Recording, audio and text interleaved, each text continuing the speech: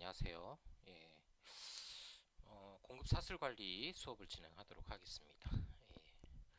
오늘 주제는 그 수요의 불확실성 그리고 뉴스밴드 모델이라고 하는 그 수요 공급량 결정 모형을 한번 같이 살펴보려고 하는데요. 약간 수식이 많습니다. 그래서 제가 수식 부분은 간략하게 좀 설명드리고, 왜냐하면 수식은 약간 이제 뭐 통계학적이거나 수학적 배경이 약간 필요한 부분이 있어서 뭐 상세히 들어가면 너무 복잡하기 때문에 좀 간략하게 설명하고 넘어가도록 하겠습니다. 그래서 일단 우리가 이제 공급량을 결정할 때 수요가 굉장히 불확실성이 높은 그런 상황에서 최적 공급량을 어떻게 결정할 것이냐, 뭐 이런 것들을 살펴볼 거고요. 그 모형을 바탕으로 해서 우리가 이제 어떤 전략적으로 공급 사슬 관리를 할 수 있는 방안을 한번 찾아보려고 합니다. 일단 수요 불확실성과 관련해서는 우리 이제 뭐 상품에 따라 다르겠지만 여러 상품들이 굉장히 수요의 불확실성을 가지고 있죠. 지금 보시는 휴대폰, 그 스마트폰 같은 경우도 피처폰하고 스마트폰 비교 자료가 있습니다만, 스마트폰의 수요는 굉장히 가파르게 올라갔죠. 연도별로 보면 피처폰도 어느 정도 수요가 있었지만 점점 이렇게 스마트폰으로 대체되면서 내려가고 있는 것을 볼 수가 있습니다. 지금 그림에서 이게 이제 피처폰이고 이게 이제 스마트폰이고, 그다음에 요거는 이제 모바일 폰 두 개 합친 거죠. 그래서 전체적으로는 수요가 늘고 있지만 피처폰은 2010년을 기점으로 확실히 이제 하락세에 들어갔고, 반면에 이제 스마트폰 같은 경우는 뭐 2007년, 6년 정도 포인트부터 굉장히 수요가 늘어나고 있는 것을 볼 수가 있습니다. 특히 이제 스마트폰 같은 경우는 굉장히 빠른 수요 증가세를 보이고 있는데요. 여기 나와 있는 것처럼 그러니까 10년 이내에 월 2억대의 스마트폰을 판매할 수가 있었고요. 그래서 이게 PC가 출시된 이후에 2억대를 판매할 때까지 40년 걸렸는데, 스마트폰은 10년 만에 이걸 달성했다, 이런 거고요. 뭐 여러 가지 이유가 있겠지만 아무래도 PC보다는 스마트폰이 초기 가격으로 보면 조금 저렴한 그런 측면도 있었고, PC는 뭐 초기 굉장히 고가였잖아요. 스마트폰도 뭐 고가였지만 그래도 PC보다는 조금 이제 저렴했었고, 그다음에 이제 뭐 스마트폰은 이게 휴대용이기 때문에 또 이렇게 뭐 다른 사람에게 보여주는 그런 효과도 있고 하니까, PC는 뭐 집에서 쓰는 거니까 그런 게 이제 큰 효과가 없었다라고 또 볼 수도 있겠죠. 아무튼 간에 이 수요라는 것은 상품의 특성이나 어떤 이제 사회적 환경에 따라서 굉장히 증가하거나 뭐 줄어들거나 이런 이제 불확실성을 가지고 있기 때문에, 이런 수요의 불확실성을 고려해서 우리가 이제 공급량을 어떻게 결정할 것이냐, 이런 것들은 굉장히 중요한 주제라고 할 수가 있겠습니다. 그래서 이런 것들을 감안해서 우리가 적절한 생산 계획 또 재고 보유 정책을 결정하는 것이 굉장히 중요하다.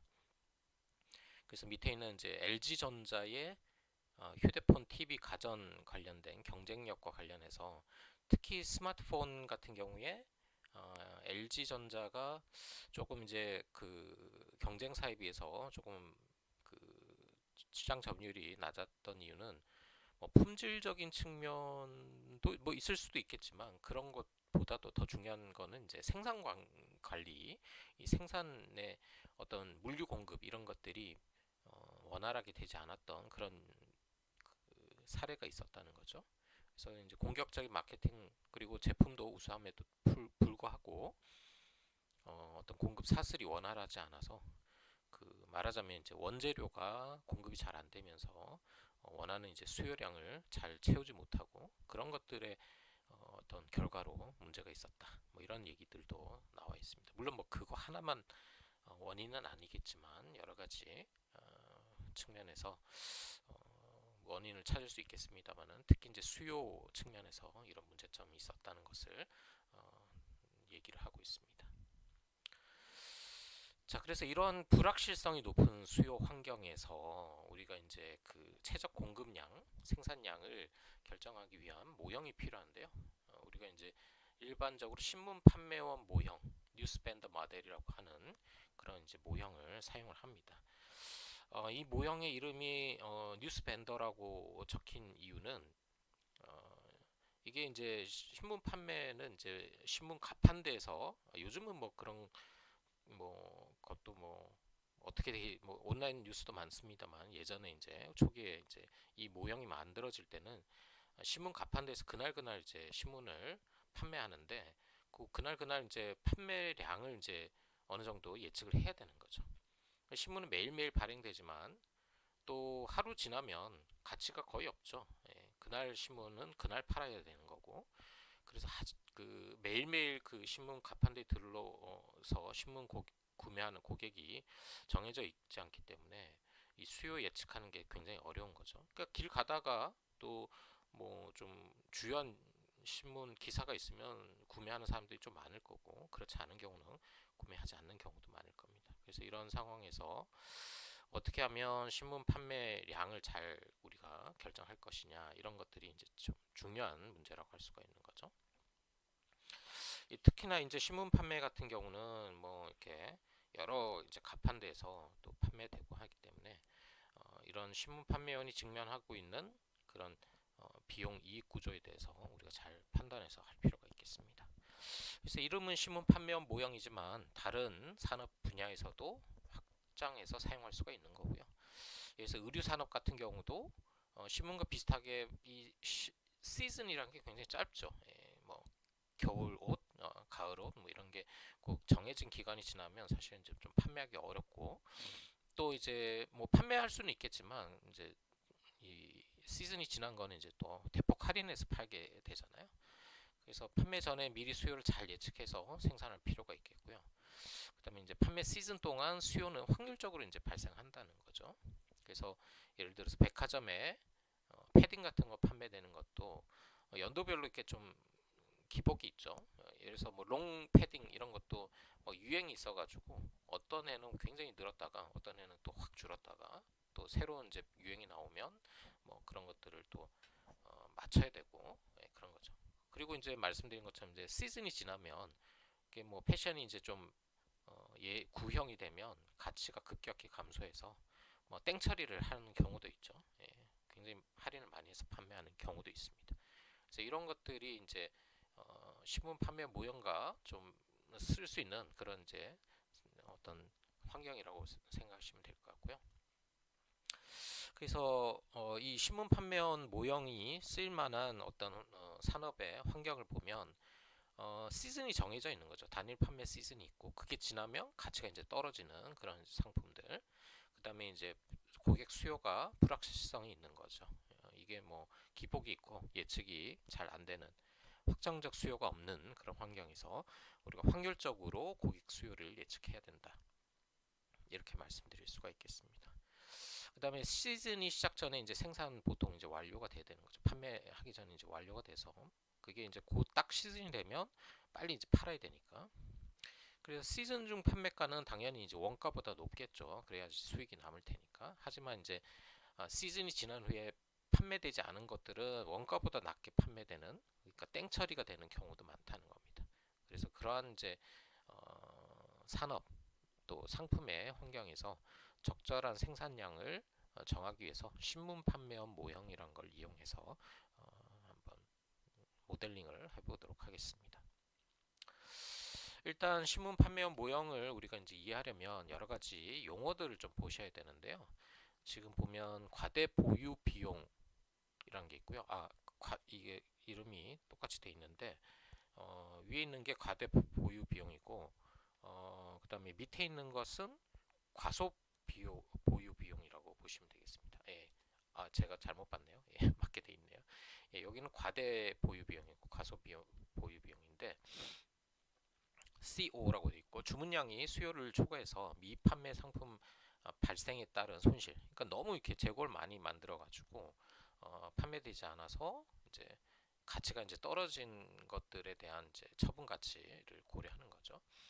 그래서 이런 손실은 이제 일단은 우리가 정상적인 시즌을 팔 때는 뭐 수익이 나겠지만 이제 과대 보유에 따른 비용은 밑에 있는 수식 CO에 있는 것처럼 생산 단가, 우리 원가에서 우리 이제 처분 가치, 우리 땡 처리하면 원가보다 더 싸게 팔 때도 있을 텐데 그게 이제 그 가치가 되고요. 생산 단가를 C, 처분 가치를 S라고 한다면 C-S로 표현할 수가 있겠습니다.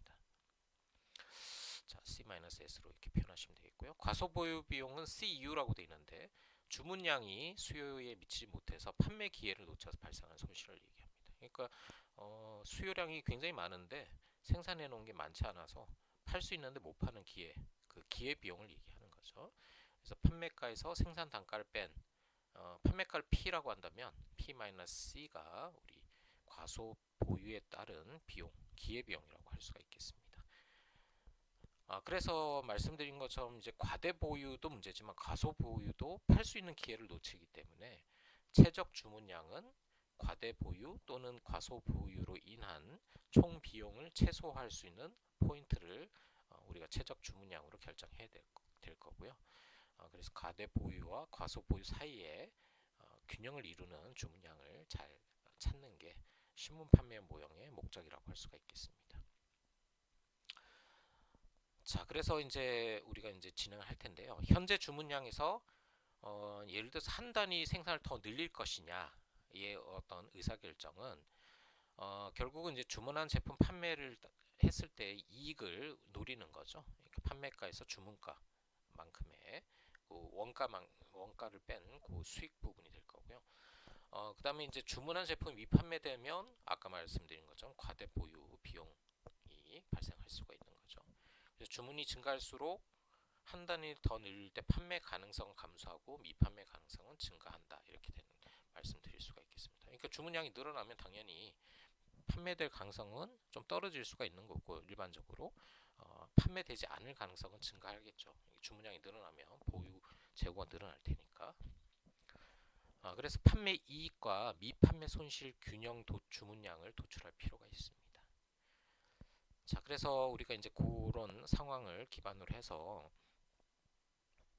주문량이 Q일 때 판매 확률이란 걸 먼저 이제 계산을 해야 되겠습니다. 판매 확률은 고객 수요가 D라고 했을 때 D가 주문량 Q보다 큰 확률을 얘기하는 거죠. 그러니까 수요가 주문량보다는 많아야 판매될 가능성이 높겠죠. 그래서 우리가 이제 요 밑에 있는 수식 D 수요가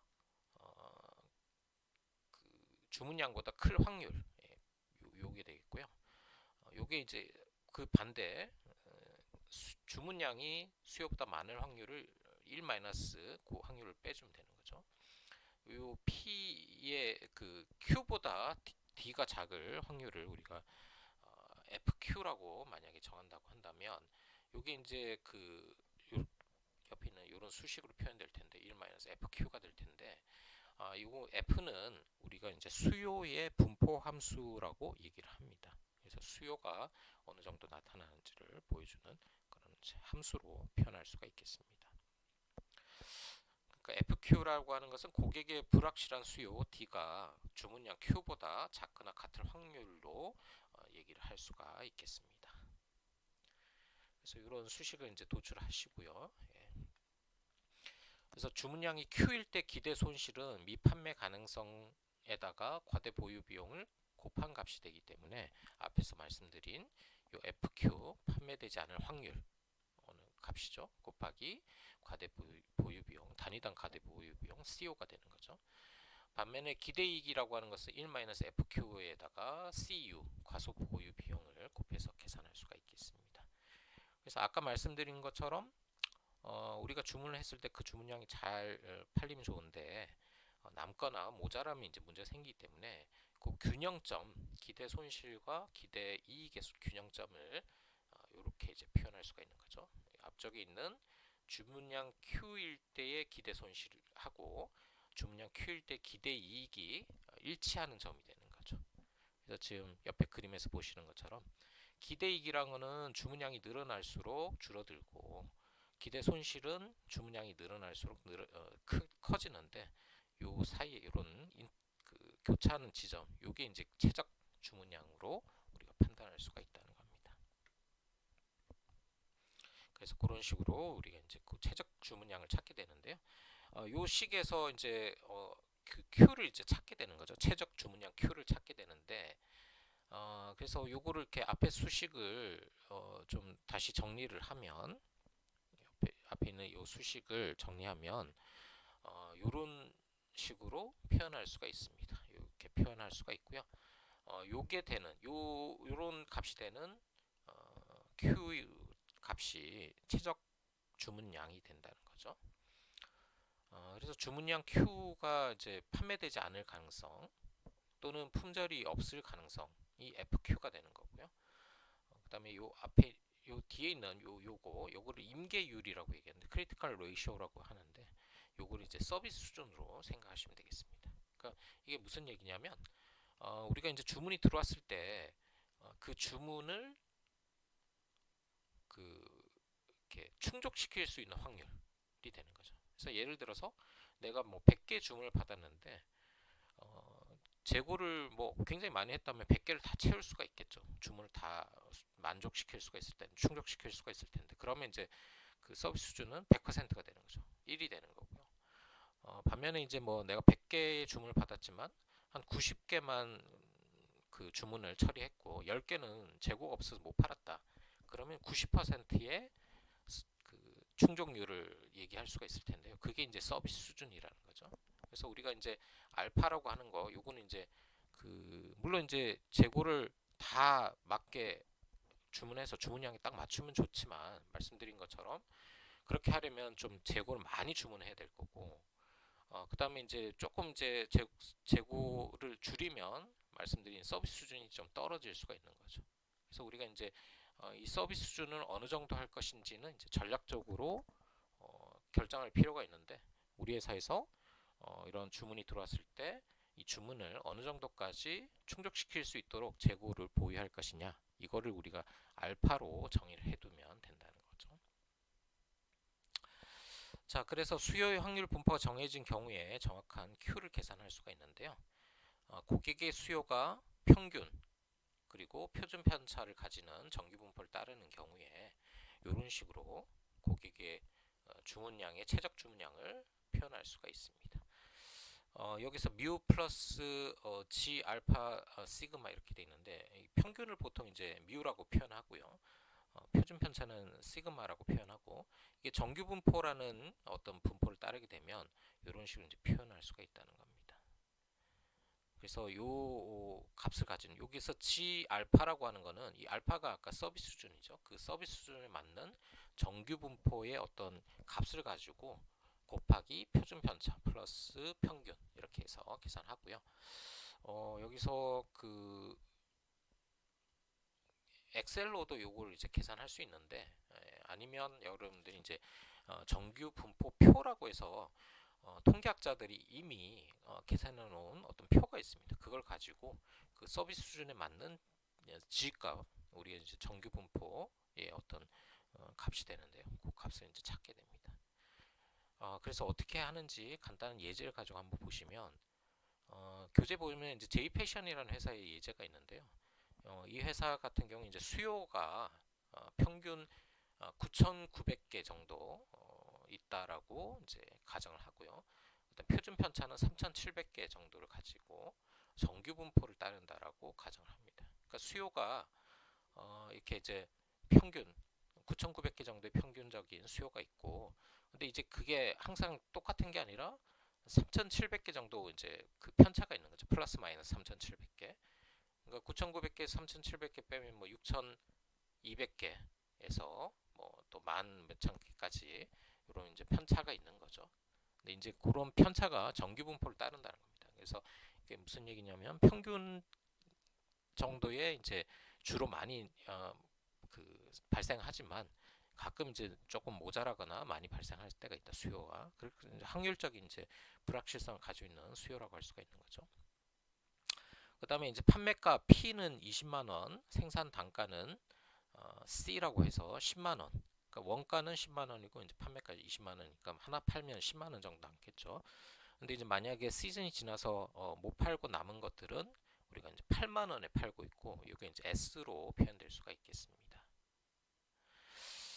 그래서 우리가 이제 임계율이란 걸 먼저 이제 계산해 최적 주문량을 계산할 수 있는데 임계율이라고 하는 거는 우리 앞에서 말씀드린 것처럼 CO하고 CU를 이제 계산해내는 거죠. 그래서 앞에 보시면 CO라고 하는 거는 어디 갔습니까? 예, C-S고 CU는 P-C가 되는 거죠. 예. 그러니까 지금 보시면 CU는 P-C가 되고 CO는 C-S가 되는 거죠. 그래서 이게 P가 이제 20이고 20만 원이고 C가 10만 원이니까 이게 이제 그 값은 10만이 되겠죠. 예, 10만이 될 거고, 예, 10만이 될 거고, 여기는 이제 C가 10만이고, 예, 8만 원이 이제 S니까, 요거는 2만 원이 되는 거죠. 예, 그래서 요런 이제 값이 나오게 됩니다. 예. 그러면 요 값을 가지고 우리가 이제 크리티컬 레이쇼를 계산하게 되는데요. 크리티컬 레이쇼는 앞에서 이런 식으로 계산한다고 말씀드렸죠. 예, 그래서 여기 우리가 CU와 CO를 계산해 놨으니까 그거 집어넣어서 계산해 보시면 0.8333이라는 값이 나옵니다. 그러면 이 값이 이제 서비스 수준이 되는 거예요. 이게 이제 알파가 되거든요. 서비스 수준이 되는데 그러면 이제 이걸 가지고 최적 주문량을 어떻게 결정하느냐? 아까 말씀드린 것처럼 우리 표준 정규 분포표라는 걸 이용해 가지고 어떤 이제 그 최적의 주문량을 결정하기 위한 어떤 값을 찾게 되는데요. 요 옆에 있는 표준 정규 분포표라는 게 통계학자들이 이미 다 계산해 놔서 통계학 책에 보면 뒤에 다 이 표가 다 계산되어 들어 있습니다. 그래서 이 표를 이용하면 되는데 이제 어떻게 이용하냐면 우리가 이제 0.8333 정도의 값을 가지는 어떤 값을 찾습니다. 똑같은 값이 아니라도 비슷한 값이 있으면 돼요. 그럼 보시면 0.8333이면 지금 보면 요 요게 뭐 좀 비슷하죠. 예. 요 0.8340 예, 요 근처라고 볼 수가 있겠죠. 제일 가까운 값이죠. 그러면 여기 이제 G값 여기와 여기가 있는데 요 값하고 요 값의 요 교차점이 되는 거죠. 요게. 예, 그래서 이게 0.9고 이쪽이 0.07이니까 0.97 이렇게 이제 우리가 얘기를 할 수가 있습니다. 그래서 우리 표준 정규 분포표에서 G값이라고 하는 거 알파가 83.33 그러니까 우리 이제 그 서비스 수준이 83% 정도 될 때 그 G 값이라고 하는 것은 0.97이라는 값을 가지게 되고요. 여기 계산이 되면 아까 우리 뮤 평균에다가 요 0.97 여기 이제 요 위에는 요 값이 되는 거죠. 그다음에 시그마는 위에 이제 계산이 돼 있습니다. 3,700으로 그래서 계산을 해보면 13,489개의 최적 주문량을 계산할 수가 있겠습니다. 그래서 이 정도가 우리가 이제 그 적절한 주문량이다라고 이제 가정을 하게 되는 거죠. 자, 그래서 이제 그런 주문량이 정해지면 그때 이제 기대 재고 비용이나 이런 것들을 또 계산할 수가 있습니다. 그래서 지금 보시면 주문량 Q일 때 기대 재고 비용 TCQ라고 되어 있는데요. 요거는 이제 앞에 말씀드린 CO 곱하기 과대 보유량의 기대값 그리고 CU 곱하기 과소 보유량의 기대값을 계산하고요. 요거는 이제 이런 식으로 우리가 이제 표현할 수가 있습니다. 예, 그래서 Q-D 하고 0 중에서 큰 값. 그러니까 우리 이제 주문량에서 수요량을 뺀 그 값하고 0보다 큰 값이 과대 보유량의 기대값이 되는 거고요. 주문량에서 Q를 뺐을 때 수요량에서 주문량을 뺀 값하고 0 중에서 큰 값을 가진 큰 값이 요 D의 값이 되는 거죠. 그래서 특수한 경우로서 고객의 수요가 평균 뮤 표준 편차가 시그마인 정규분포를 따르고 주문량이 신문 판매 모형의 최적 재고량 Q 에스터리스크일 때 기대 재고 비용은 밑에 있는 이 수식으로 표현할 수가 있습니다. 예, 이렇게 표현하게 되고요. 여기서 요거 이제 파이 G 알파라고 되어 있는데 요거는 이제 표준 정규 분포의 확률 밀도 함수라는 겁니다. 그러니까 위에 있는 수식을 우리가 이제 수학적으로 이렇게 정리를 하면 이런 아래 있는 수식을 표현할 수가 있고요. 이거는 이제 엑셀로 이제 계산할 수도 있고 아니면 이제 아까 말씀드린 이제 또 표준 정규 분포의 확률 밀도 표가 있습니다. 그 표를 이용해서 계산할 수가 있겠습니다. 그래서 신문 판매원 모형의 기대 이익이라고 하는 거, 기대 비용 이제 보셨는데 기대 이익도 이제 계산해 보면 기대 이익은 이상적인 최대 기대 이익에서 기대 재고 비용을 뺀 값이 되고요.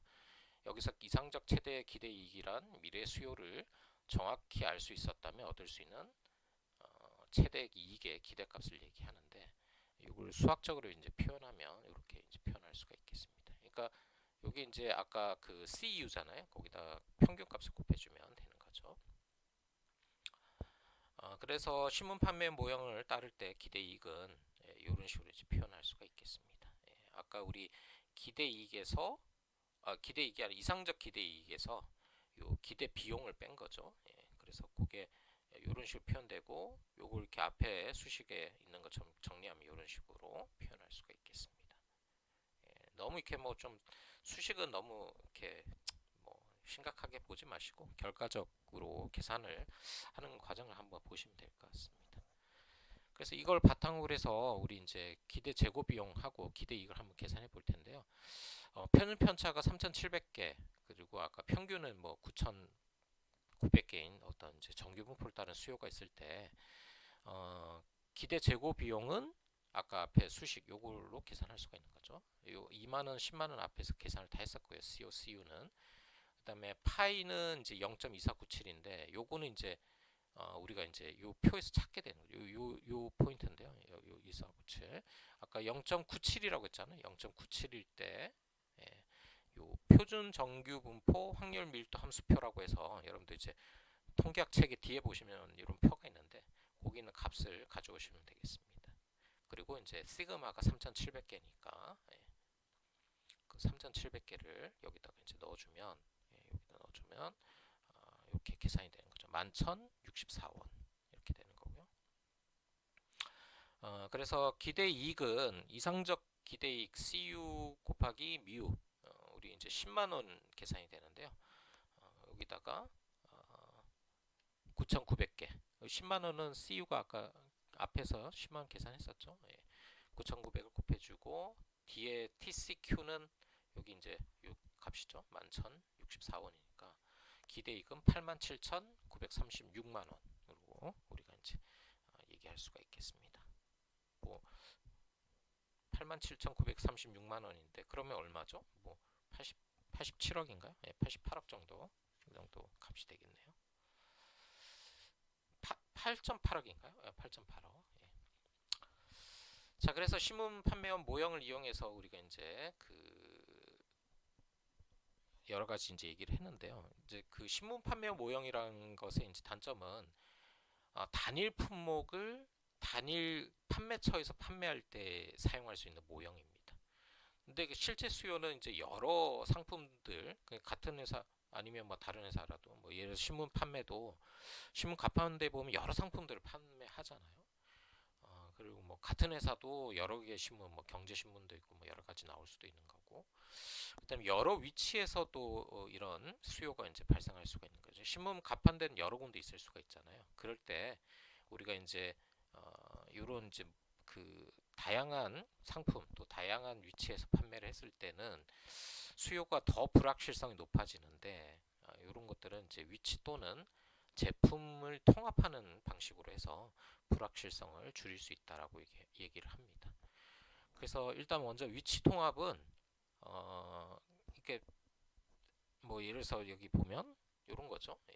소매상 1번이 있고 2번이 있고 이렇게 두 개가 있는데 여기 보면 소매상 1번은 재고가 100개가 있었고 근데 20개가 추가 주문이 되고 여기는 200개를 가지고 있었는데 제품이 한 10개 부족한 거예요. 그러면 이제 여기는 제품 부족이 되고 여기는 제품이 남게 되는데 재고가 근데 이걸 이제 통합으로 하면 그러니까 말하자면 이제 지점을 하나로 합쳐져 버리면 여기 이제 현재 재고는 300개고 그 플러스 20 마이너스 10이라서 결국은 10만큼만 재고가 남게 되는 그런 이제 상황이 되는 거죠. 그래서 우리 통합 지점을 사용하면 부족하건 남는 재고를 통합적으로 관리할 수 있기 때문에 재고 관리가 더 유리하다. 뭐 이런 얘기들이고요. 그 효과에 대해서 우리가 이제 신문 판매 모형을 기반으로 해서 뭐 이렇게 계산할 수가 있는데 보시다시피 뭐 수학적으로 수식이 굉장히 많습니다. 그래서 요거는 좀 스킵하도록 하고요. 제가 요거는 필요하면 따로 영상을 촬영해서 다음에 한번 다시 올리도록 하겠습니다. 그렇게 하고 그래서 이제 말씀드린 것처럼 이제 두 개 지점, 경기 북부 지점, 경기 남부 지점 나눠져 있을 때와 통합센터로 관리했을 때 경제 주문량은 이렇게 이제 달라질 수가 있고 결국은 개별 센터 운영했을 때의 총 평균 재고 비용은 통합센터보다 훨씬 이제 높아지는 거죠. 7만 3천 원 정도 높아지는 것으로 이제 얘기를 하고 있습니다. 이 계산하는 과정은 좀 복잡하기 때문에 근데 뭐 상식적으로 우리가 생각해봐도 어느 정도 의미가 있는 거죠. 위치 통합이라는 거는 우리 이제 그 여러 지점에 있는 재고를 통합적으로 관리할 수 있기 때문에 재고 보유 비용을 어느 정도 줄일 수 있다라고 생각을 할 수가 있는 거고요. 요 앞에 있는 그 사실은 요 값들이 요 수식을 통해서 계산되는데 요게 조금 그 경제 주문량 모형하고 이렇게 해서 나오는 겁니다. 그래서 제가 이게 쭉 써놨는데 한번 이렇게 보시고요. 제가 요거는 따로 뭐 설명하는 영상을 따로 또 올리거나 이렇게 하도록 하겠습니다. 이게 뭐 그래서 이거는 뭐 꼭 다 보실 필요는 없을 것 같고 좀 자세하게 이해하고 싶으신 분들은 나중에 제가 영상을 따로 올리면 그걸 보시고 하시면 될 것 같습니다. 그다음에 이제 제품 통합은 이제 뭐 그런 거죠. 여름용 타이어, 겨울용 타이어 이런 거 여름에만 팔 수 있고 겨울에만 팔 수 있기 때문에 이게 뭐 재고가 남고 이런 게 많이 있을 수 있는데 사계절 타이어는 뭐 통합적으로 관리하는 거죠. 언제나 쓸 수 있는 거기 때문에 재고가 남거나 부족한 게 좀 이제 줄어든다라고 할 수가 있겠습니다. 네, 이것도 굉장히 수식이 복잡한데 결국은 이제 간단히 예를 보시면 제품 1수요에 대해서 평균이 1000이고 표준편차 300인 정기분포를 따르고 2수요는 평균 1000이고 표준편차 300인 정기분포를 따르고 그랬을 때 이제 판매가는 10,000원이고 원가가 3,000원이라고 한다면 잔존가는 0이고요. 요거 이렇게 제품을 통합했을 때 그러니까 뭐 아까 보신 건 여름용 타이어, 겨울용 타이어를 그냥 사계절용으로 이렇게 통합해서 사용하게 되면 뭐 이렇게 수리적으로 이렇게 계산해 보면 주문량을 4% 정도 절감할 수 있다라는 거죠. 그래서 결과적으로 기대 재고 비용은 29.3% 비용이 절감이 되고 기대이익은 5.1% 정도 증가한다라고 이제 결론 내리게 되는데요. 이 도출하는 과정이 조금 이제 복잡합니다. 아까 보신 그 수식들을 가지고 하는 거거든요. 그래서 일단 뭐 간략하게 설명을 드리면 앞에 이제 이런 가정을 가지고 판매가 만원, 원가 3,000원, 잔존가 0이니까 우리가 CU, CO를 계산할 수가 있을 거고요. 아까 뭐 우리 그 만원에서 3,000원 뺀 거고 요거는 이제 3,000에서 0을 뺀 거죠. 그렇게 계산하시면 되겠고 그러면 알파 값은 요 값을 통해서 이렇게 0.7이라는 걸 계산할 수 있고 0.7이라는 게 계산되면 요거를 앞에 있는 표준 정규 분포표에서 어디 갔나요? 0.7을 샀습니다. 0.7이 아마 뭐 요 정도? 0.53? 이 정도 되나요? 52, 53 이 정도 되는 것 같은데. 그래서 이게 뭐 0.5244 이 정도 되는데요. 그러면 이제 요게 어차피 Q1, Q2의 그 미호와 표준 편차는 1,300으로 똑같았기 때문에 동일한 값을 가지게 1,157이 되고 총 주문량은 각각 1,157.3이니까 2,314.6이 됩니다. 두 개를 더하면. 그래서 이제 근데 이제 통합을 하게 되면 이제 그 각각 1,000개씩의 수요가 있었는데 합치면 2,000개가 돼 표준 편차도 발생하게 되는 거죠. 표준 편차는 각각 300이었는데 우리 통합하게 되면 이 수식을 통해서 424.3이라는 값을 계산할 수가 있습니다. 그럼 QU라고 하는 거 통합했을 때 어떤 그 주문량은 이렇게 이제 계산되는 거죠. 이 평균이 2000이고 표준편은 424.3이고 우리 서비스 수준은 이제 아까 0.7이었기 때문에 G값은 5244로 계산돼 있죠. 그래서 2222.5가 최적 주문량이 되는 거고요. 그러면 이제 아까 2314개였는데 2222개니까 요 차이가 한 4% 정도 주문량을 절감할 수 있다. 그러니까 제품을 여름용, 겨울용 타이어로 나누지 않고 사계절용으로 만들면 보신 것처럼 한 4% 정도 주문량을 줄일 수 있다. 뭐 이런 얘기고요. 그 다음에 기대 재고 비용 관련해서 수식은 좀 더 이제 복잡해지죠. 그래서 아까 앞에서 보신 요 수식, 요걸로 이제 계산되는 거고요. 각각에 대해서. 예. 그래서 요걸 계산하면 요런 값이 나오고 통합했을 때는 요렇게 이제 계산이 되고 요 값이 나온다는 겁니다. 그러니까 요만큼의 차이가 요게 이제 각각 개별 상품일 때와 통합 상품일 때 비용, 기대 재고 비용이 되고 비용은 이제 29.3% 정도 절감이 됩니다. 그 다음에 이제 기대 이익은 이런 식으로 이제 계산이 되는 거죠. 그래서 각각일 때 요 값이 나오는 거고요. 예. 그 다음에 이제 통합됐을 때는 요 값으로 계산되는데 요게 이제 요 값으로 계산됩니다. 그래서 5.1% 정도의 이익이 증가하는 것으로 계산할 수가 있다는 거죠. 네, 그래서 이게 뭐 사실 굉장히 수학적으로 뭐 이렇게 좀 복잡해 보이는데 조금 상세하게 설명은 굉장히 좀 양이 많기 때문에 제가 좀 간략하게 설명드렸고요. 뭐 한번 보시고 좀 추가 설명이 필요하면 제가 대면 강의나 이런 데서 좀 더 설명을 드리도록 하겠습니다. 네, 여러분들 이 정도까지 영상으로 해서 정리하도록 하겠습니다. 여러분들 수고하셨습니다.